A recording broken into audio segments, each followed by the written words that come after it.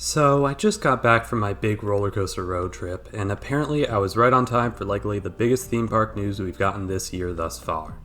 That news being that Cedar Fair, the park's parent company, has officially sold the land where California's Great America now stands, and that the park will be shutting down within the next 11 years, and likely sooner. In this video, I'll do a quick breakdown of what happened, what this means for Cedar Fair, and what might happen to the coasters of California's Great America. Let's start by taking a look at the press release. I will admit, I'm not an expert on any of the legal stuff here, but from what I understand, Cedar Fair was able to secure a deal with another company, Prologis Inc., in order to sell the land for a decent sum of money. You probably have never heard of the latter company, and that's because, according to Cedar Fair, they're mostly doing real estate stuff.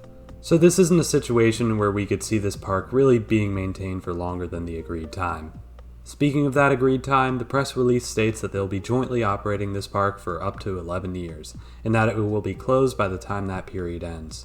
That means the park could close as late as 2033, but likely even earlier. In fact, I feel like we could see this park's closure within this decade.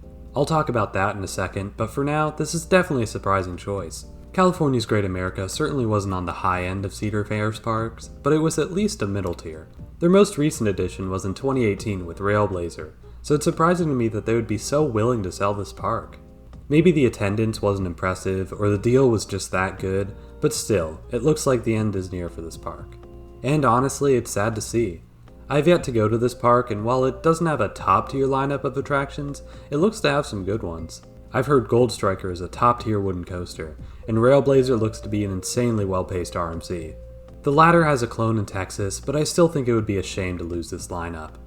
Which is where we get into what this means for Cedar Fair as a whole. It's no secret that Cedar Fair is probably planning on moving some of these coasters to their other parks. As of right now, I don't know if I know enough to make any educated guesses, but if I had to make one, it'd be that RailBlazer will definitely be moved to another Cedar Fair park. However, I doubt it would be any of their more popular parks, like Cedar Point or Kings Island. RailBlazer is a pretty low capacity attraction, with only 8 people per train, so it would probably be best fit for one of Cedar Fair's lower priority parks. And with how many parks Cedar Fair is known to neglect, giving this ride to a park in need just might make it their new number one, or even a great supporting attraction. A ride I'm less sure about is Gold Striker, their one other top tier attraction.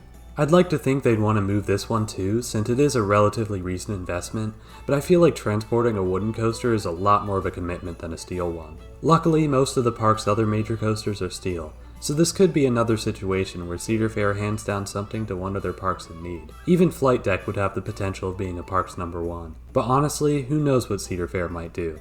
We all expected Wicked Twister to be moved to one of their smaller parks too, but that didn't end up happening. I do expect to see at least 2 of these rides moved, but I'd be worried about some, if not most of them. Again, I haven't been to this park myself, but this announcement is definitely a sad one. Even if most of the rides are saved, a theme park shutting down is never a good thing. I'm hoping that I'll be able to make a visit to this park before it closes, especially since I'm worried about the future of some of their rides, but we'll have to see what happens.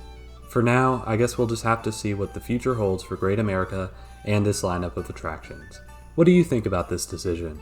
Where do you think Cedar Fair should relocate their rides? Be sure to tell me what you think in the comments below, and while you're there, feel free to like and subscribe if you enjoyed the video. I'm happy to finally be back after a long vacation, and I'll be uploading plenty more like this in the future.